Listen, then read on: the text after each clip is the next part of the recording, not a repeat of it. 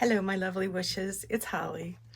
Welcome to Dandelion Stitches. Welcome if you're new. Welcome if you've never been here before. Happy to have you. I'm going to do today a pretty quick video on how to make a dog collar.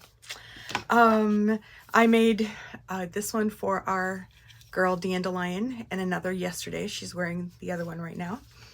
And got a lot of people asking for a video tutorial on how to make those happen. So that's what I did.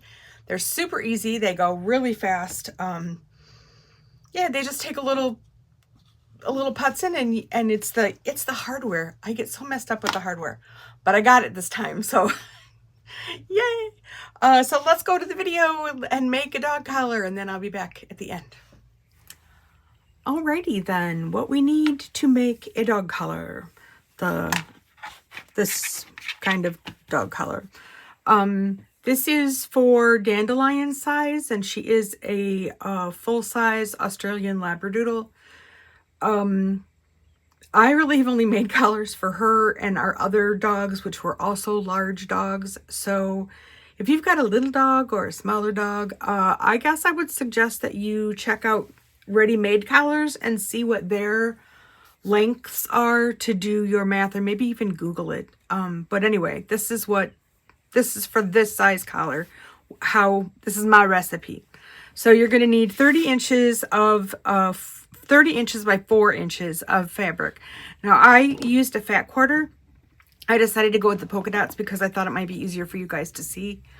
And so I did have to piece it, but it's a dog collar, you know, it's okay. So 28 inches of some kind of webbing. This happens to be nylon webbing. You can use cotton webbing, whatever works for you. Now I'm only going to use fabric, but if you feel like, and this is, you can see it's fairly floppy. If you would like a more substantial collar, then I would suggest that you do some interfacing. Shave flex. The word is shave flex. You might want to put some shave flex on the back of the fabric just to give it a little more substantial. I don't feel the need, and I feel like it's softer on Dandelion's neck, but you know, everybody's got their own preference. You'll need obviously something to cut with a measuring object to measure your 30 by 4. You're also going to need your hardware, a D-ring, a slider, and then the two clippy parts. This is what I use. I got this giant, oh, look at that. It's even got, inside it's got a recipe for making dog collars. I never even noticed that. I forget how many are in here. A whole bunch. And at the time I thought, well, that's crazy. Who's going to need that many things of dog collar hardware? But, you know, once you realize how easy this is, your dog is going to have a million collars, just like Dandelion.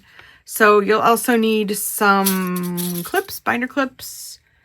If you do have pinking shears, that's cool. If you don't, it's okay. But I'll show you when I use my pinking shears what's up with that. So I'm going to go ahead and get everything, my cutting mat or my ironing mat up, and we'll get started. 4-inch by 30 inches piece of fabric in half, and just pressing it all the way down.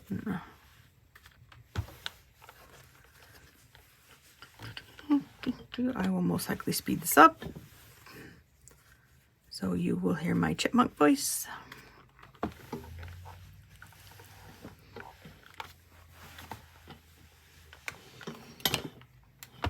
Okay, so now we're going to go back to the beginning, and we're going to fold one side in.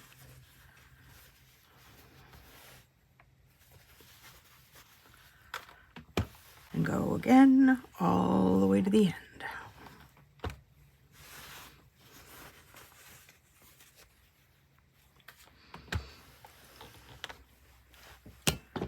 Whoops.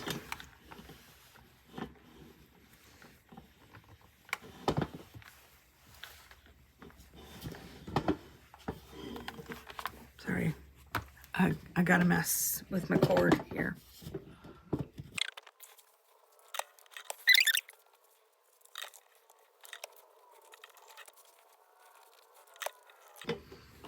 Alrighty, now we're going to take our piece of webbing and we're going to stick it underneath one of the sides. Doesn't matter which one. And you're going to leave, again, inch and a half, whatever, down there at that end.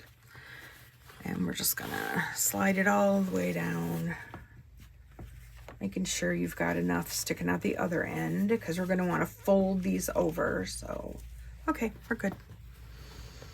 And then you're going to fold the top part over that. You're just going to start grabbing some of these here. Binder clips. There we go. Did you know they had a back and a front?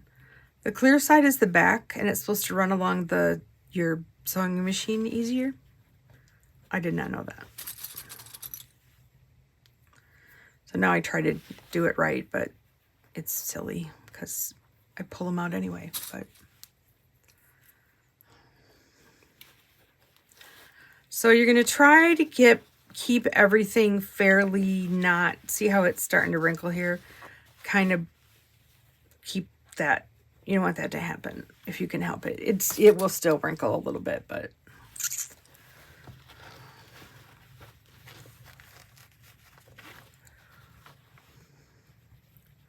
try to match up the piecing seam.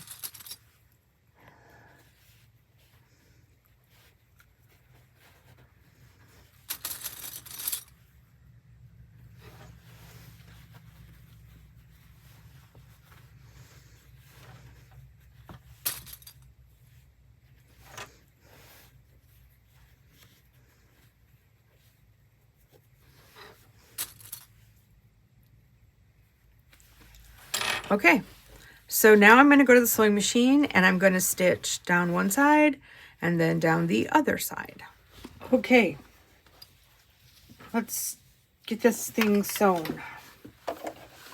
Top is stitched using, I usually use a 3 stitch length when I top stitch.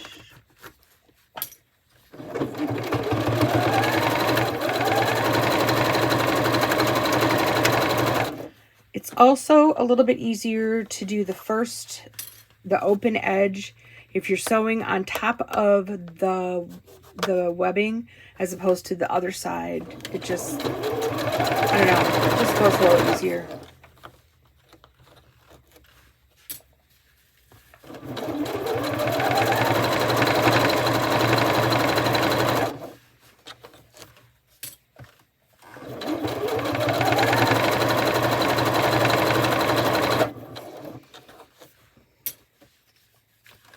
Still getting some buckle on this one, which is annoying.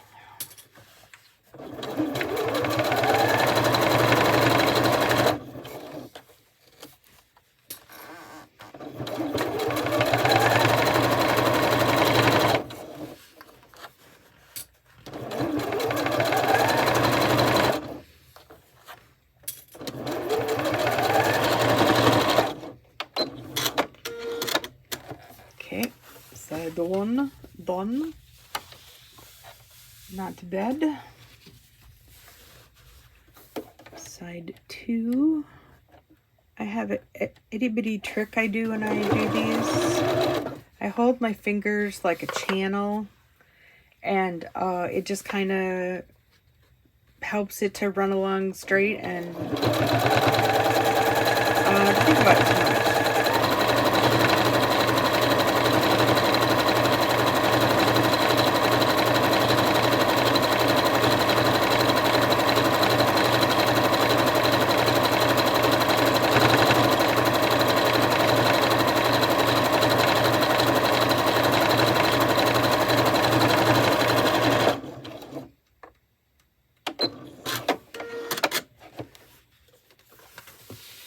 Okay, not the best top stitching ever seen on the planet, but it'll do. Okay, so this is where the, if you have pinkers, they come in, you just want to snip off the end of each side. If you don't have pinking shears, it's probably really not that big a deal. But you might want to just go to the machine and zigzag the end just so you don't get any weird fraying going on. So, here's the fun part. This is where we put stuff together. So here's the first thing for me to tell you. You don't want to start at this end. Ask me how I know. Because you'll just have to take it out and start over. So starting at that end, not the best idea. So the first thing that we're going to do is put in this little slider doohickey. So you're just going to want to, it doesn't matter which way or how, you're just going to want to slide her in there and fold it back. Oh, I need a clippy clip. Should wear them hanging around my neck. Okay, so we're gonna fold the, oops, sorry. We're gonna fold this part back to where you can feel the webbing underneath, and then back against itself like so, and stick a binder clip there. This length for me is really just a matter of how far you need it to get your sewing machine foot back and forth on this comfortably. You probably maybe you don't even need this much room. Maybe scoot it back just a hair. So now I'm going to go to the machine and I'm just going to sew back and forth, I don't know, 2 or 3 times, just to secure that place really well. Okay, this is the part that always confuses me, and I don't know why. You know how you get mental brain stuff. Anyway, so you're going to lay your collar down so that the piece that you just stitched on, the stitching part is, so it looks like this. Okay. So then you're going to take your clippy part that's got the 2 things like this, and you're going to, you're going to face it this way. You're going to go up through the big part, down through the smaller one, and then you're going to scoot it all the way down. Scoot, scoot, scoot, scoot in my hoop, scoot, scoot, keep on scooting, scoot. All right, so then you're gonna put it, we're at this part, we're gonna go up this side and down that side.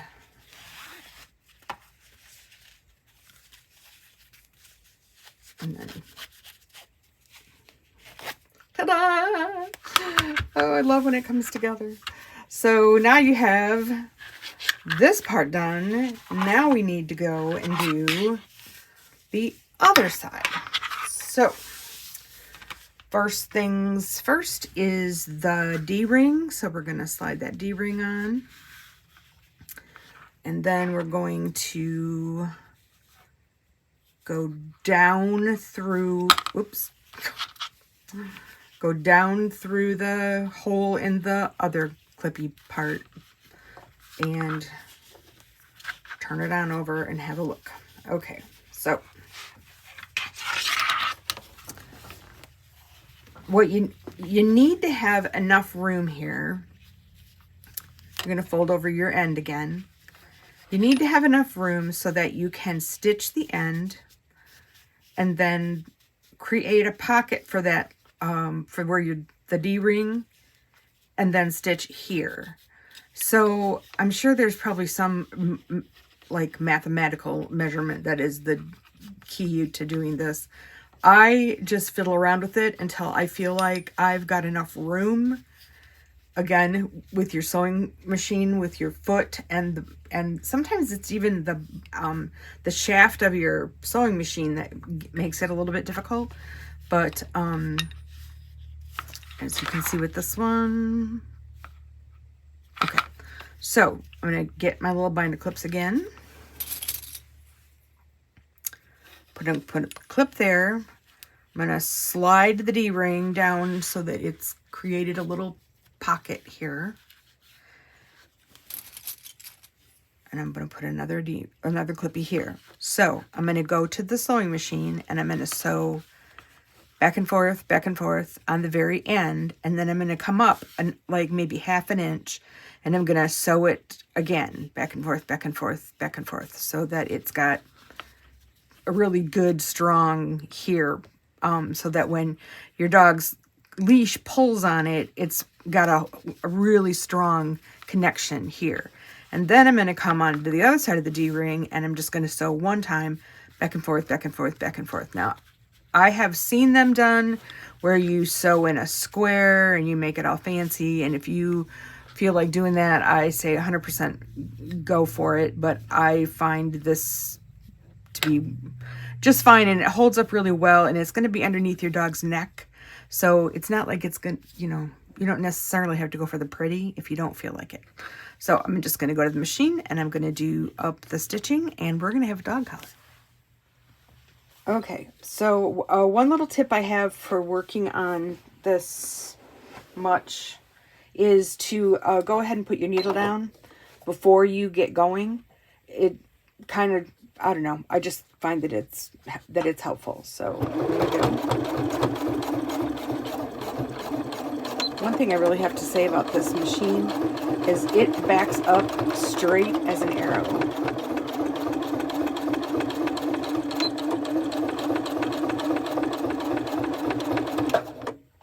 Okay, got that one.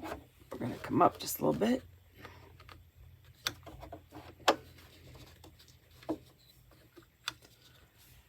Put down our needle.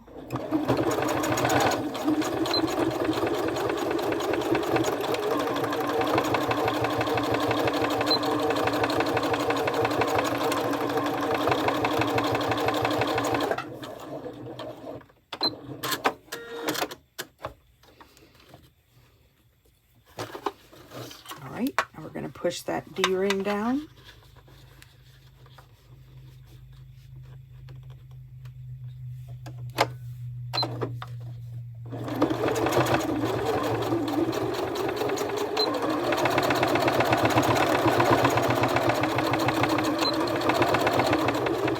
You totally can't see past my hand, can you? Well, too late now.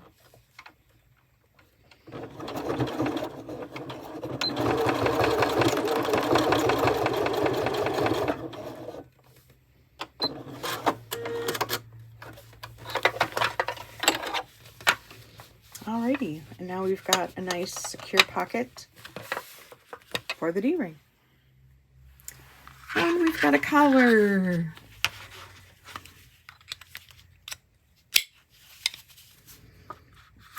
I think that you guys are right that this probably is not going to be the ideal fabric for dandelion, but it's still cute. This is the spot that it was pieced. I don't really think... If you did, like if I had pieced this one, you never would have even seen it. But anyway, you can do one out of a fat quarter. So there it is, your dog collar. Also, I just wanted to show you, I pulled out the thing from the Country Brook Design hardware. And this is the little, they're making dog collars just using the webbing, not putting any fabric over them. So I would probably extend, I'd put another maybe inch onto these just to give the fabric a little room. But there's a really nice chart of making them for smaller or bigger dogs. So there we go. Okay, see, you can have dog collars for days and it's quick. I have also made them like this, where this is the webbing on the back, and I have just put the fabric on the front. And I will, I did make a video tutorial about this kind. I think it was actually this collar. And I will link that down below, along with the information about where I got my hardware and my webbing and all of that stuff. This is super easy. It works just as well, but now I kind of like them to be covered on both sides. So either way, it works. So I hope everybody is awesome, having a really good day. We're gonna go out for dinner tonight, so I'm looking forward to that. And yeah, be well, be safe, and I'll see you soon. Bye-bye.